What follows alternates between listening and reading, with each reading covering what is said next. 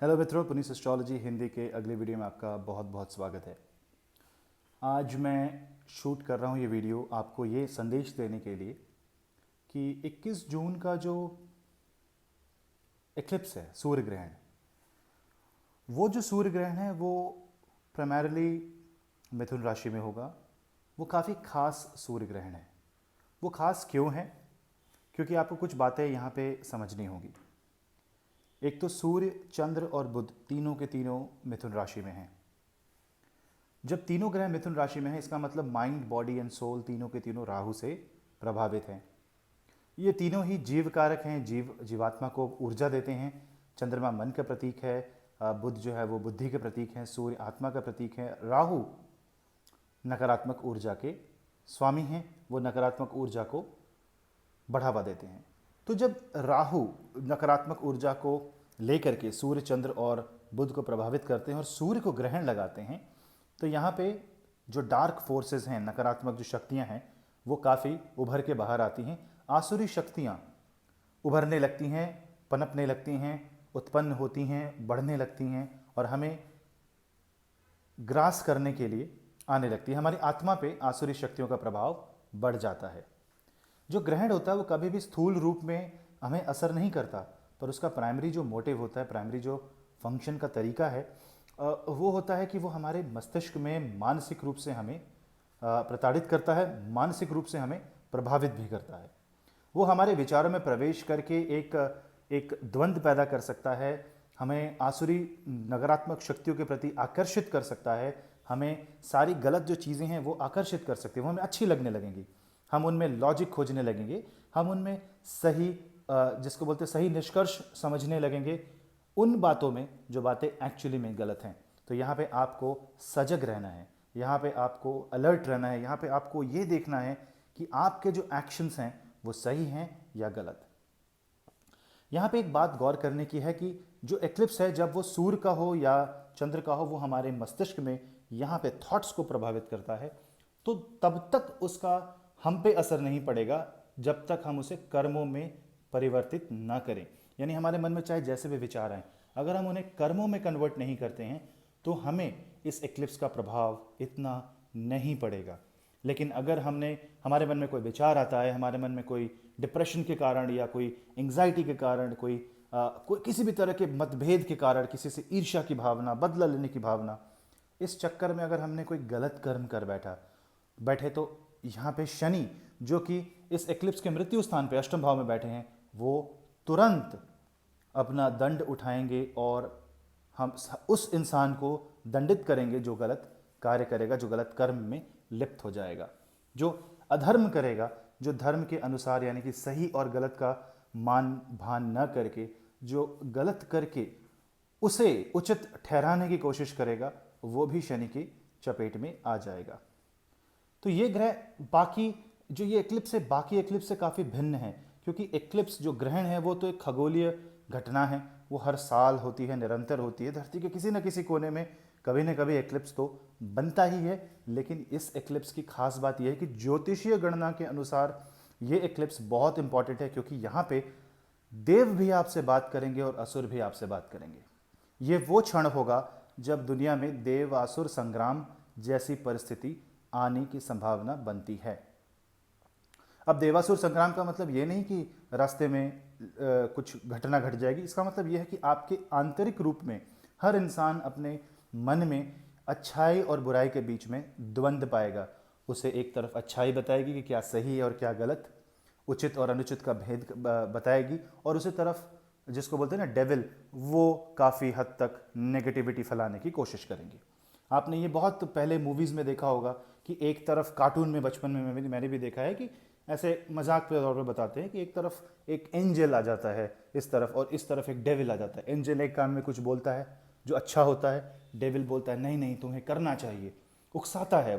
वो बार बार बोलता है कि नहीं नहीं तुम इस काबिल हो, उकसाता है कि कर दो, क्योंकि डेविल अपना प्रभाव छोड़ना चाहता है और जो देव है वो अपना प्रभाव छोड़ना चाहता है। तो यहाँ पे आपको समझना पड़ेगा कि जो देव एनर्जी है, यानी कि जो पॉजिटिव एनर्जी है, वो आपको क्या क्या बताने की कोशिश कर रही हैं, और जो नेगेटिव एनर्जी है वो आपको क्या बताने की कोशिश कर रही हैं।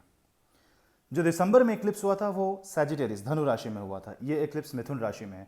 तो डेफिनेटली सैजिटेरियस से जो शुरू हुआ है इस इक्लिप्स से वो खत्म हो जाएगा, लेकिन सारे के सारे नहीं। कुछ बातों में ये इक्लिप्स उसे एग्रीवेट भी कर सकता है, क्योंकि सैजिटेरियस कह सकते हैं कि एक शुरुआत थी, तो किन चीज़ों में इक्लिप्स ये जो 21 जून का है, कुछ चीज़ों को ये टर्मिनेट करेगा और कुछ चीज़ों को बहुत ज़्यादा बढ़ा देगा। इम्यूनिटी, रोग प्रतिरोधक क्षमता को बिल्कुल भी ना नकारें, क्योंकि सूर्य, चंद्र और बुध तीनों के तीनों यहाँ पे प्रभावित हो रहे हैं राहु से। यानी कि आपको थोड़ा बच के रहना है, शील्ड करनी है, कवच करना है अपने आप को, और हर चीज़ से प्रोटेक्ट रखना है। जिसके कभी भी न सिर्फ सोच बल्कि समाज में होने वाली नकारात्मक घटनाओं से भी अपने आप को बचा के रखना है, उसमें लिप्त न हो ऐसा प्रयास करना है। वाणी पे नियंत्रण बहुत ज़रूरी है, क्योंकि बुध राहु के चपेट में आते हैं। मन में कुछ आया और आपने बोल दिया, क्योंकि आपकी आत्मा जो सूर्य है वो तो राहु से प्रभावित है, तो मन में कुछ आया और आपने बोल दिया तो यहाँ पे घटना उल्टी हो सकती है, यहाँ पे उल्टी गंगा बह सकती है, यहाँ पे आप करना चाहेंगे कुछ, हो जाएगा कुछ, क्योंकि संदेश कैसा पहुँचता है ये अभी आपके नियंत्रण में नहीं है। क्योंकि जो तीसरा भाव है जो कि मिथुन राशि है वो द्विस्वभाव भाव है, वो पलट सकती है बात, वो बात घूम सकती है, वो वायु तत्व भी है। तो यहाँ पे थोड़ा संभल के चलना, थोड़ा धैर्य रख के चलने में ही भलाई है। थोड़ा यहाँ पे मन को काबू रख करके और हो सके तो थोड़ा संयम बरत के चलने में ही आपका भला होगा। सबसे ज़्यादा प्रभावित यहाँ पे मिथुन राशि है, क्योंकि मिथुन राशि पे ही ये ग्रहण बन रहा है। और उसके साथ बाद जो राशि सबसे ज़्यादा प्रभावित हो रही है वो कन्या राशि है। कन्या राशि क्यों? क्योंकि वो भी बुध की ही राशि है। अब आप बोलेंगे कि बुध की राशि सबसे ज़्यादा प्रभावित क्यों है? क्योंकि देखिए, सबसे पहले तो जो राशि स्वामी है बुध, वो खुद एक्लिप्स के चपेट में है। और बुध बहुत इंपॉर्टेंट है, क्योंकि बुध ही तो मैसेज है, संदेश ही तो है, हर चीज़ तो संदेश है। मैं जो आपसे बोल रहा हूँ वो भी संदेश है, आप जो अपने आप से बात करेंगे वो भी संदेश है। ये संदेश ही है जो बाद में कर्मों में परिवर्तित होता है। तो संदेश बहुत इंपॉर्टेंट है। तो यहाँ पे बुध बहुत ज़्यादा प्रभावित होते हैं, इसलिए कन्या और मिथुन राशि वाले सबसे ज़्यादा इस एक्लिप्स से प्रभावित होंगे। नेक्स्ट जो सबसे ज़्यादा प्रभावित होंगे, ऑब्वियसली क्योंकि सोलर एक्लिप्स है, इसलिए सिंह राशि। सिंह राशि क्यों? क्योंकि सिंह राशि के स्वामी सूर्यदेव हैं। इसके बाद चंद्र की परिस्थिति थोड़ी अजीब सी है। कैसे? कन्या जो कर्क राशि है, जो चंद्र की अपनी राशि है, वहाँ से चंद्रमा 12वें हैं, मिथुन राशि में है, तो अपने राशि से वो बहुत दूर है। न सिर्फ अपनी राशि से वो बहुत दूर हैं, अगर आप ध्यान से देखो चंद्रमा के केस में क्या हो रहा है कि अष्टम ढैया भी बन रही है उस दिन। ये थोड़ी एक विचित्र सी बात है कि उस दिन अष्टम ढैया बन रही है, यानी मानसिक जिसको बोलते हैं विकृति, वो बढ़ेगी। चंद्रमा प्रभावित हो रहा है। मून सैटर्न के कॉम्बिनेशन में एक षडाष्टक योग बनता है। शनि जो है मकर राशि में वक्री हैं, कर्म का स्वामी अपने भाव में उल्टा चल रहा है, वक्री चल रहा है, उसमें डेविएशन आ रहा है, यानी कि दिमाग में जो सोच है और जो कर्म में परिवर्तित होगा उसमें कोई लिंक इस्टेब्लिश नहीं हो पा रहा। यहीं पे राहु इसका फायदा उठा सकता है। यहीं पे आपकी सोच में राहु कुछ एक ऐसी बात डाल करके आपके मन में संदेह उत्पन्न करके आपको भटका सकता है। आपको भटकना नहीं है, आपको अपना रास्ता बना के चलना है, रोशनी का रास्ता बना के चलना है। असतो मा सद्गमय, इस मंत्र को आपको पढ़ना है, इस मंत्र को आपको अपने भीतर उतारना है और ईश्वर की शक्ति और ईश्वर की ऊर्जा को अपने भीतर उजागर करना है।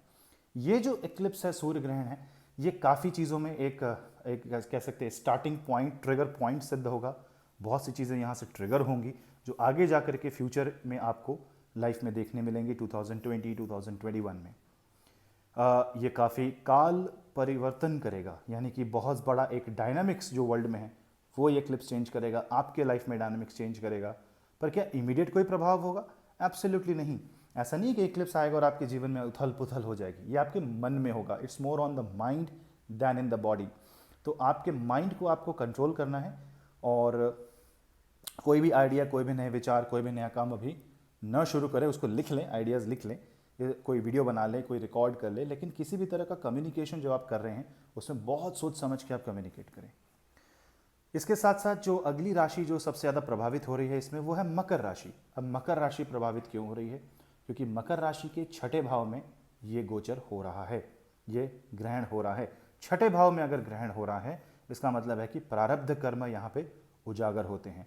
तो डिफ़िकल्टीज़ थोड़ी सी आ सकती हैं अगर आपकी मकर राशि है तो, क्योंकि एक तो आपकी साढ़े साथी भी है, ऊपर से गोचर के चंद्रमा पे अष्टम ढैया बनती है, तो थोड़ा यहाँ पे थोड़ा सा डिफ़िकल्ट टाइम मैं बोल सकता हूँ। सबको संयम और धैर्य बरतने की ज़रूरत है। कम्युनिटी में एक साथ मिल के जुल के सौहार्द के साथ संपन्नता के साथ रहें और बिना और एक साथ एकजुट होकर के मिलें। यूनिटी में पावर है, इसी को सोच करके चाहे हमारे मन में कितनी ही ऊपर नीचे के विचार आ जाएं, कितने ही नकारात्मक विचार आ जाएं, हमें हारना नहीं है। अगर हम हारेंगे तो आसुरी शक्तियां जीत जाएंगी। हमें आसुरी शक्तियों को अगर हराना है तो हमें अपने अंदर के दानव से जीतना होगा। हम बाहर क्यों लड़ें जब हमारे भीतर ही नकारात्मक ऊर्जा है। हमें उस नकारात्मक ऊर्जा को निकालना होगा और इसके लिए महाविष्णु और महाशिव की उपासना से बढ़कर क्या हो सकता है। आप चाहे कोई भी मंत्र पढ़ते हो, यहाँ पे आप सिर्फ नाम स्मरण करें, क्योंकि सिर्फ प्रभु के स्मरण मात्र से ही चाहे कितना ही अंधेरा क्यों ना हो, एक रोशनी छोटे सा दिया भी वो अंधेरे को चीरता हुआ प्रकाश उस अंधेरे के अस्तित्व तक को खत्म कर देता है। यहाँ मैं एक बात आपसे ज़रूर शेयर करूँगा और ये उन लोगों के लिए है जिन्होंने ये वीडियो अब तक देखा है, जो मेरे साथ अब तक जुड़े रहे हैं। हर वक्त अंधेरा खराब नहीं होता। अगर हम आंखें बंद करें तो हमें प्रकाश नहीं दिखता, हमें अंधेरा दिखाई देता, और उस अंधेरे में उत्पन्न होने वाला दिव्य प्रकाश, यही है एक्लिप्स का पावर। ग्रहण हमेशा नकारात्मक नहीं होता। ग्रहण हमें कई बार वो चीज़ें दिखाता है जो हम आम दृष्टि से नहीं देख पाते, जो हम यूजुअल आई साइट हमें नहीं दिखाती। एस्ट्रोनॉमी भी यही कहती है, जब चंद्रमा सूर्य के सामने आते हैं तो प्रकाश गायब हो जाता है, लेकिन जो बाहरी लेयर है जिसे हम कोरोना कहते हैं वो हमें दिखने लगती है, वो हमें सामने आ जाती है, वो रीज़न सामने आता। तो इसका मतलब ये जो एक्लिप्स है ये बहुत सारे राज का पर्दाफाश करेगा, बहुत सारी जो सीक्रेट बातें उसको लाके बाहर रखेगा और बहुत सारी जो बातें हैं वो पब्लिक में आ जाएंगी, लोगों को पता चल जाएगा और आपके जीवन में भी बहुत सारे जो छुपे हुए राज सीक्रेट थे वो वापस आ जाएंगे। तो यहाँ पे ये चीज़ें आपको, जिसको बोलते हैं एनलाइटन करेगी, बोलते आपको प्रकाश की तरफ लेके जाएगी, आपको बताएगी, आपके साथ बात करने की कोशिश करेगी। आपको बस पॉजिटिव रहना है, आपको बस ईश्वर का साथ देना है और जो चीज़ें हो रही हैं उसे नोट डाउन करके बाकायदा लिख करके उसको कहीं डायरी में लिख लें, ताकि आप बाद में उसको रेफ़र कर सके, बाद में वहाँ पे जा करके जो आपने लिखा है उसे देख करके कनेक्ट कर सके कि हाँ ये हुआ था, इस सोच की वजह से आज ये घटना घटित हो रही है, चाहे 6 महीने बाद हो, चाहे 1 साल के बाद। उम्मीद है आपको ये वीडियो अच्छा लगा होगा।